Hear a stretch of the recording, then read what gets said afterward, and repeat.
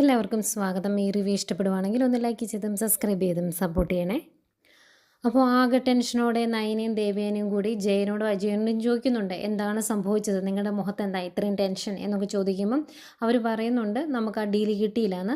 പിന്നെ ആകെ സങ്കടമാണ്, അതെന്തുകൊണ്ടാണ് കിട്ടാത്തത്, അച്ഛൻ എല്ലാ കാര്യങ്ങളും ചെയ്തു എന്നല്ലേ പറഞ്ഞത്, പിന്നെ എന്തുകൊണ്ട് ആദർശന് അത് കിട്ടിയില്ല എന്നൊക്കെ ദേവയാനി ചോദിക്കുമ്പം ജയൻ പറയുന്നുണ്ട് എന്താ സംഭവിച്ചതെന്ന് അറിയത്തില്ല, അവൻ വിളിച്ചപ്പോഴും അത് നമുക്ക് കിട്ടിയില്ല എന്ന് മാത്രമേ പറഞ്ഞോളൂ, ബാക്കിയുള്ള കാര്യങ്ങൾ അവൻ ഇവിടെ വന്നു കഴിയുമ്പം പറയും, എന്താ സംഭവിച്ചതെന്ന് അറിയത്തില്ല, ഏതായാലും ഇത് കമ്പനിക്ക് വലിയൊരു നഷ്ടമാണ്, ഇത് അച്ഛൻ എങ്ങനെ ഫേസ് ചെയ്യുമെന്നറിയത്തില്ല, ഇനി അച്ഛൻ്റെ തീരുമാനങ്ങൾ എന്താവും എന്നും അറിയത്തില്ല എന്നൊക്കെ പറഞ്ഞ് എല്ലാവർക്കും ഭയങ്കര വിഷമമാണ്. അവർ പരസ്പരം അങ്ങോട്ടും ഇങ്ങോട്ടും കുറേ സങ്കടങ്ങളൊക്കെ പറയുന്നു. അന്നേരം നയനിക്ക് ഇത് ഭയങ്കരമായിട്ട് വിഷമമാക്കുന്നുണ്ട് എന്ന് മനസ്സിലാക്കുന്ന ജയം പറയുന്നുണ്ട്, മോൾ ഇതൊന്നും കണ്ട് വിഷമിക്കുകയൊന്നും വേണ്ട, ബിസിനസ്സിൽ ഇങ്ങനെയുള്ള കാര്യങ്ങളൊക്കെ ഉള്ളതല്ലേ എന്നിങ്ങനെ പറയുമ്പം ദേവേന് പറയുന്നുണ്ട്, പക്ഷേ കഴിഞ്ഞ ഒരു 50 വർഷത്തേക്ക് നമുക്ക് ഇതുപോലൊരു അവസ്ഥ ഇതുവരെ ഉണ്ടായിരുന്നില്ലല്ലോ, ഇതെന്താ എന്നൊക്കെ ചോദിക്കുന്നു. ഏതായാലും കുറേ ആശ്വസിപ്പിച്ചിട്ട് അവരങ്ങ് പോവാണ്. പോയി കഴിയുമ്പോഴും നയന വിഷമത്തോടെ ദേവയാനോട് പറയുന്നുണ്ട്, എന്നാലും അമ്മേ ആദർശേട്ടന് ആ ഡീല് കിട്ടിയില്ലല്ലോ എന്ന്. അന്നേരം എന്ത് ചെയ്യാം, എന്താ സംഭവിച്ചതെന്ന് അറിയത്തില്ലല്ലോ, അവിടെ എന്തെങ്കിലും ചതി നടന്നു കാണും ഉറപ്പാണ്, അല്ലാതെ ഇതൊന്നും സംഭവിക്കില്ല എന്ന് ദേവയാനി പറയുന്നുണ്ട്. പിന്നീട് ജയനും അജയനും കൂടി മുത്തശ്ശനെ വന്ന് കാണുവാണ്. ആ ഡീല് കിട്ടിയിട്ടില്ല എന്നറിഞ്ഞ് പിന്നെ മുത്തശ്ശൻ ഒരക്ഷരം മിണ്ടിയിട്ടില്ല. അവർ വന്ന് മുത്തശ്ശനോട് കാര്യങ്ങളൊക്കെ അറിഞ്ഞില്ലേ എന്ന് ചോദിക്കുന്നു. അന്നേരം മുത്തശ്ശൻ വെറുതെ അവരുടെ മുഖത്തേക്ക് നോക്കുക മാത്രമാണ് ചെയ്യുന്നത്. ഇത്തിരി ദേഷ്യത്തിലാണ് കേട്ടോ. അന്നേരം ജയൻ പറയുന്നുണ്ട്, എന്താ സംഭവിച്ചതെന്ന് അറിയത്തില്ല, അവനെ വിളിച്ചപ്പം നമുക്ക് ആ ഡീല് കിട്ടിയില്ല എന്ന് മാത്രമേ പറഞ്ഞോളൂ, പിന്നെ അവനെ വിഷമിപ്പിക്കേണ്ട എന്ന് കരുതി ഞങ്ങൾ കൂടുതലൊന്നും ചോദിച്ചില്ല, ഉച്ച കഴിഞ്ഞുള്ള ഫ്ലൈറ്റിന് അവൻ ഇങ്ങോട്ട് വരും, സന്ധ്യാന്തിക്ക് ഇങ്ങോട്ട് എത്തുമായിരിക്കും, അതിനുശേഷം നമുക്കെല്ലാം അറിയാം എന്നൊക്കെ ഇവരിങ്ങനെ ഓരോന്ന് പറയുമ്പോഴും ഒന്നും ഇടാതെ കേട്ട് നിൽക്കുക മാത്രമാണ് ചെയ്യുന്നത് മുത്തശ്ശൻ. ഏതായാലും മുത്തശ്ശൻ ഒന്നും മിണ്ടുന്നില്ല, പ്രതികരിക്കുന്നില്ല എന്ന് പറഞ്ഞ് മനസ്സിലാക്കി അവർ ഇത്രയൊക്കെ പറഞ്ഞിട്ട് പോകുന്നു.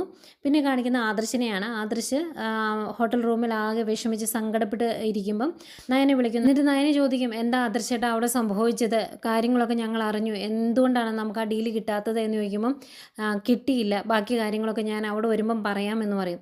അന്നേരം ആകെ വിഷമമാണ് നയനിക്ക്, എന്താ ആദർശേട്ടാ സംഭവിച്ചത്, ആദർശൻ എപ്പോഴും അവിടെ നിന്ന് തിരിച്ചു പോരുന്നത് എന്നൊക്കെ ചോദിക്കുമ്പം ഞാൻ ഉച്ച കഴിഞ്ഞ് പോരും, ഫ്ലൈറ്റ് ഇത്തിരി ലേറ്റാണ് എന്നാണ് അറിഞ്ഞത്, അതുകൊണ്ട് വരുന്നതേക്കും സന്ധ്യ ആവും എന്ന് പറയും. എന്നിട്ട് മുത്തശ്ശൻ എന്തെങ്കിലും പറഞ്ഞോ എന്ന് ചോദിക്കും. എന്നിട്ട് നയന പറയുന്നുണ്ട്, ആ സംഭവം അറിഞ്ഞ് പിന്നെ മുത്തശ്ശൻ ഒന്നും മിണ്ടിയിട്ടില്ല, ആരോടും ഒന്നും സംസാരിക്കുന്നുമില്ല, എന്താ മനസ്സിൽ നിന്ന് അറിയത്തില്ല എന്ന് പറയുമ്പോൾ ആദർശിന് പിന്നെയും ടെൻഷനാണ്. എന്നിട്ട് ആദർശ് പറയുന്നുണ്ട്, എങ്കിൽ ശരി ബാക്കിയല്ല ഞാൻ അവിടെ വരുമ്പോൾ സംസാരിക്കാം എന്ന് പറഞ്ഞ് ഫോം വയ്ക്കുവാണ്.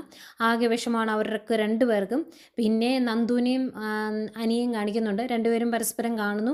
അന്നേരം അനി വീട്ടിലോട്ട് പോകുന്നില്ല കേട്ടോ, ഇത്രയും പ്രശ്നങ്ങളുണ്ടായതുകൊണ്ട് അവനാകെ വിഷമം അവിടെ പോയി എല്ലാവരെയും ഒന്ന് ഫേസ് ചെയ്യാൻ.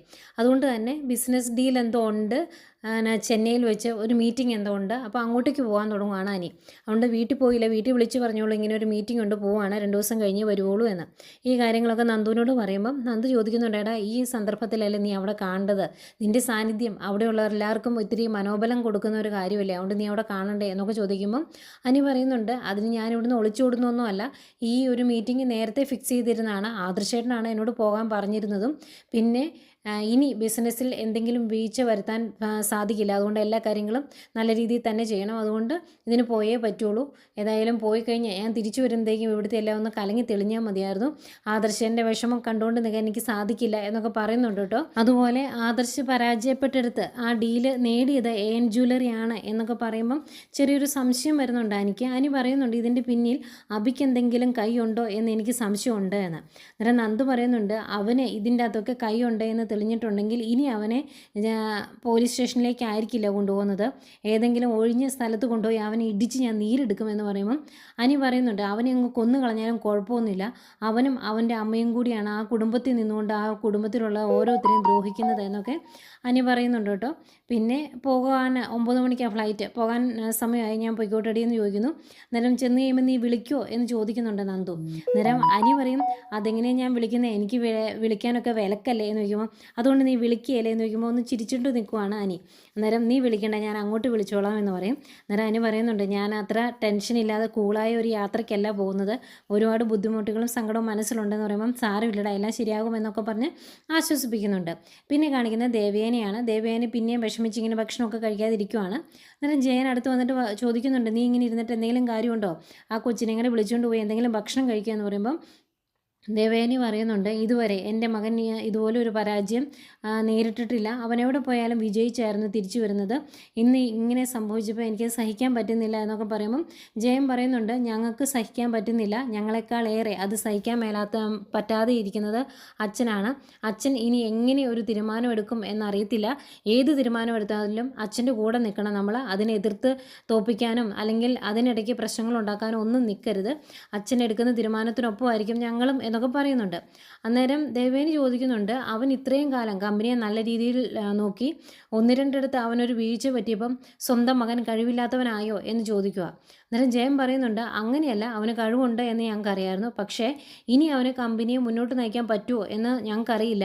അവൻ ഇങ്ങനെ പരാജയപ്പെട്ടിട്ടുണ്ടെങ്കിൽ കമ്പനിയുടെ തലപ്പത്തിരിക്കാൻ യോഗ്യനല്ല എന്ന് തന്നെയാണ് അതിനർത്ഥം.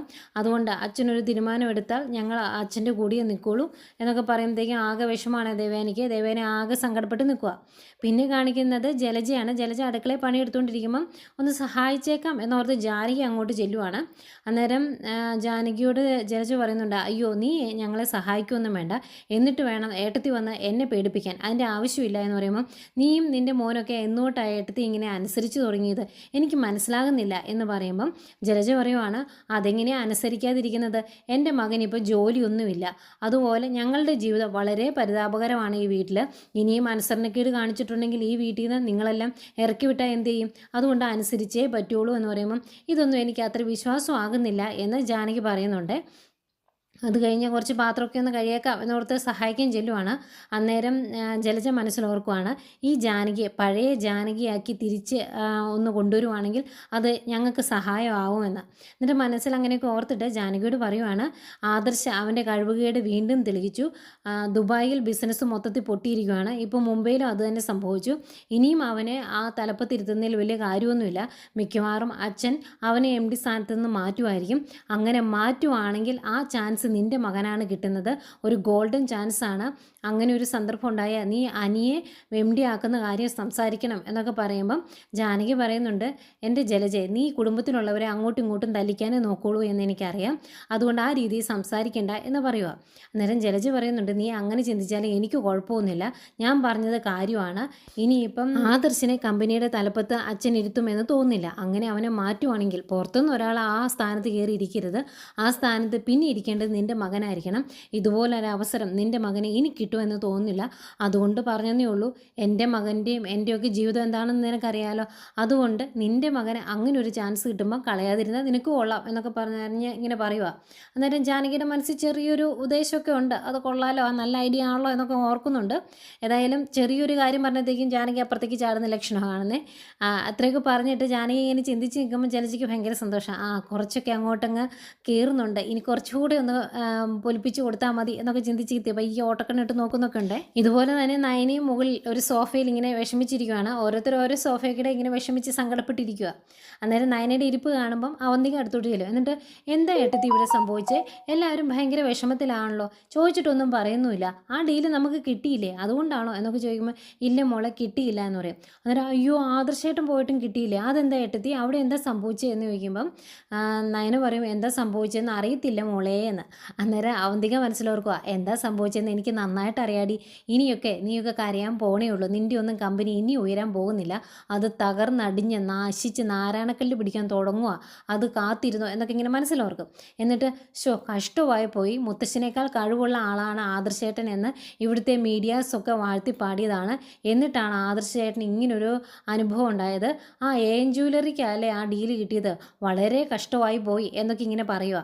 അന്നേരം നയന അറിയത്തില്ല ഇനി അവിടെ എന്താ സംഭവിച്ചതെന്ന്, ആദർശേട്ടൻ വന്നാലേ അറിയാൻ പറ്റുള്ളൂ എന്നൊക്കെ പറയുമ്പോൾ വരട്ടെ, പിന്നെ ആദർശേട്ടന് ഇങ്ങനൊരു കഴിവുകേടുണ്ടാകാൻ പാടില്ലായിരുന്നു, ഇതൊക്കെ മുത്തശ്ശൻ്റെ മനസ്സിൽ കാണും. ഇനി മുത്തശ്ശൻ എന്തെങ്കിലും തീരുമാനം എടുക്കുമോ, ആദർശേട്ടനെതിരെ എന്തെങ്കിലും ആക്ഷൻ എടുക്കുമോ എന്നൊന്നും അറിയത്തില്ലല്ലോ, മിക്കവാറും MD സ്ഥാനത്ത് നിന്ന് മാറ്റുമായിരിക്കുമല്ലേ എന്നൊക്കെ പറഞ്ഞ് ഒന്നുകൂടി ഒന്ന് വിഷമിപ്പിച്ച് കൊടുക്കുകയാണ് അവന്തിക. ഇതൊക്കെ കേട്ട് ആകെ സങ്കടപ്പെട്ട് ഇരിക്കുന്ന നയനെ കാണിച്ചുകൊണ്ട് ഇന്നത്തെ എപ്പിസോഡ് അവസാനിക്കുന്നു.